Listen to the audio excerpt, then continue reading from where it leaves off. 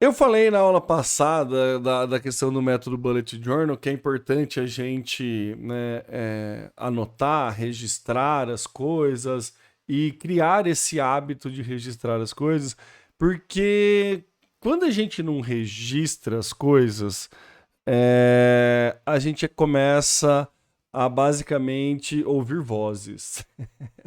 Eu botei aqui essa cena clássica do Sexto Sentido, que é uma cena maravilhosa, mas que muita gente, e eu era assim, ainda sou, né, sempre dá para melhorar, mas a gente tem esse problema de ouvir vozes. Quando a gente está trabalhando com alguma coisa e a gente precisa de foco, e a gente percebe que a gente está perdendo foco, é alguma voz falando na nossa cabeça. Vou dar um exemplo clássico. Você está lá tentando trabalhar, de repente, do nada, surge uma voz do tipo: você precisa comprar tal coisa, precisa fazer tal coisa, mandou mensagem para não sei quem. Então, teu cérebro ele fica com essas informações ali em algum lugar, entendendo que são coisas importantes e que ele precisa te avisar, independente do que você está fazendo, e isso acaba com o nosso foco. Né? Isso destrói o nosso foco porque a gente acaba pulando de uma tarefa para outra, e esse shift, essa troca de tarefas, é algo que consome muita energia. A gente não é multitasking, esquece isso. Né? Eu acho que eu até tô pulando aqui, eu vou comentar isso mais para frente. Mas quanto mais a gente transita entre tarefas, menos tarefas a gente completa e mais cansado a gente fica.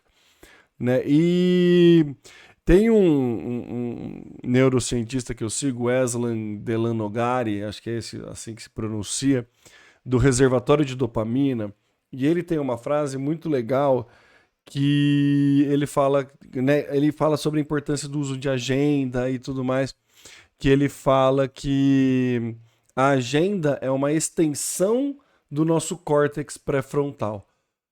Então, quando você coloca na agenda, você está colocando num lugar que está seguro e o teu cérebro automaticamente entende que você não vai mais esquecer aquela demanda e você para de ouvir aquela voz. E você efetivamente consegue acalmar aquela inquietação da voz que fica te avisando das coisas que você tem que fazer. O nosso cérebro, ele é o órgão mais caro em termos de consumo de energia, né? Numa relação tamanho e o tanto que ele consome de energia. Não vou lembrar o número, não vou lembrar, mas nessa aula do reservatório de dopamina, ele fala exatamente isso.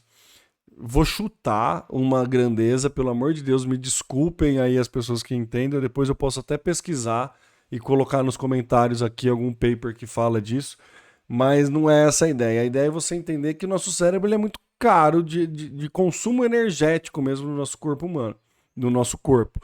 Então, assim, pensa que 20% de toda a energia que a gente gasta é do nosso cérebro. E, cara, ele é um órgão muito custoso. Então, se a gente não usa a agenda, a gente está fazendo ele trabalhar, a gente está esquentando ele, deixando ele numa forma, sobrecarregando ele com coisas que, com uma estratégia muito simples, a gente pode não sobrecarregar ele, que é basicamente anotar. Seja numa agenda, seja num post-it, mas anote, seja numa nota do celular, se você for mais tecnológico. Crie um método que você anote em algum lugar. E o Bullet Journal é legal por isso.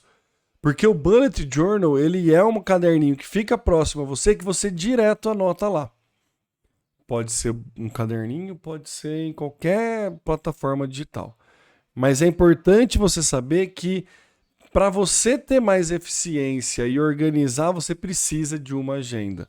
Você precisa de um papel, você precisa de algo que alivie a demanda que o teu cérebro tem de ficar lembrando das coisas.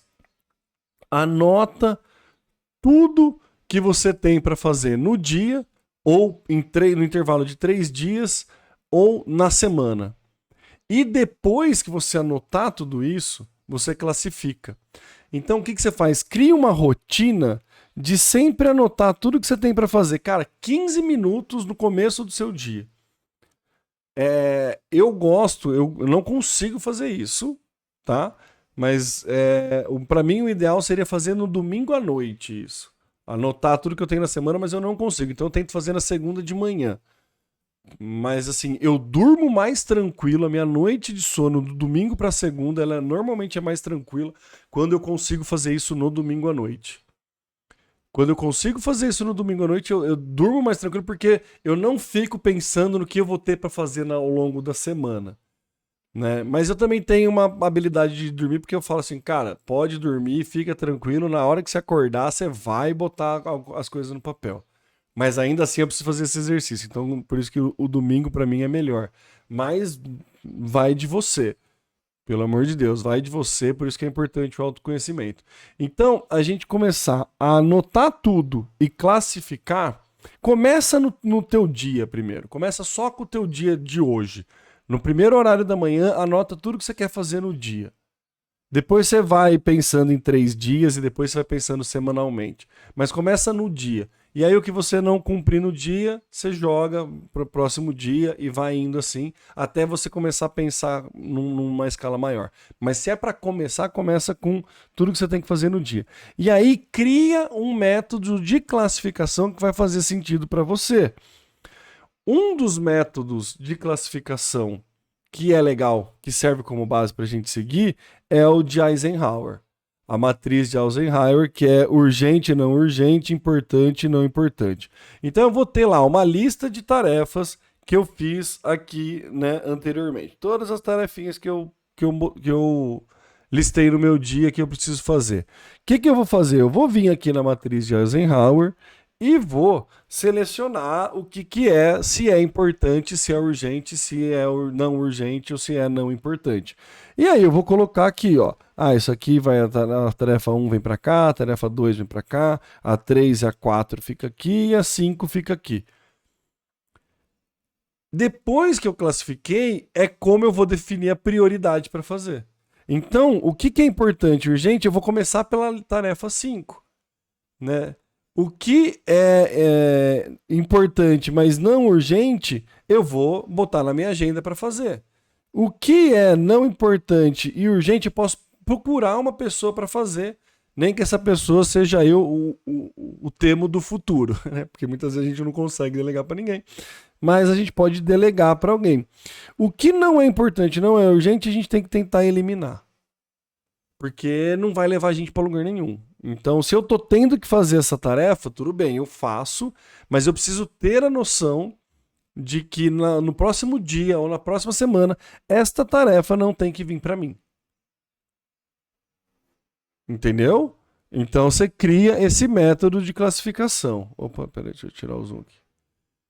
Outro método de classificação, e aí você pode escolher o que você quiser, é o método de impacto por esforço. Esse eu uso muito quando eu estou fazendo um projeto específico. Então eu aloco aqui a tarefa 1, eu coloco aqui, tarefa 3 eu coloco nesse quadrante, a 4 e a 5. Então é assim, ó, aqui é o maior impacto e aqui é o maior esforço. O que eu vou fazer? Eu vou priorizar as tarefas que me geram maior impacto e menor esforço. Normalmente as tarefas que estão neste quadrante aqui. Essas são as tarefas que eu tenho que priorizar. Deixa eu riscar de outro jeito que não ficou legal. Essas são as tarefas que eu tenho que priorizar. Porque elas são muito importantes, ela pode gerar um grande impacto e requer um esforço pequeno. Então essas que eu tenho que fazer. Essas daqui, que geram muito esforço e tem pouco impacto, é a que eu tenho que tentar eliminar.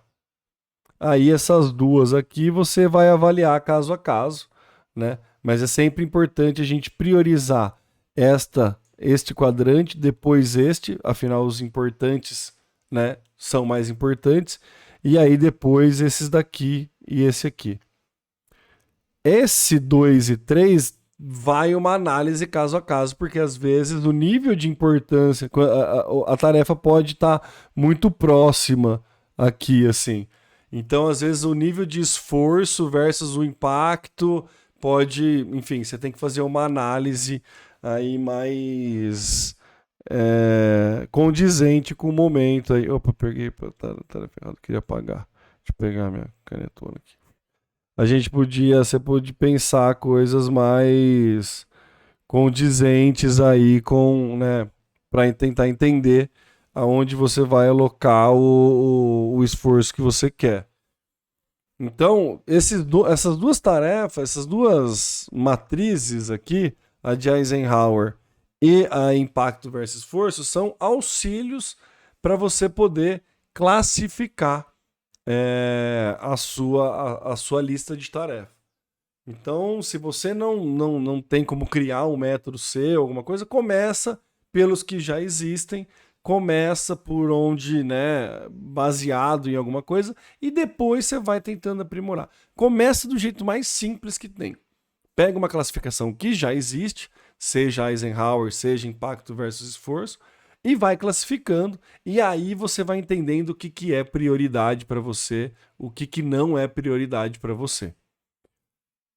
Beleza? Faz sentido? Então a gente já falou de método Bullet Journal, já falamos de Eisenhower, já falamos de impacto versus esforço, e na próxima aula, calma que vem mais ferramenta.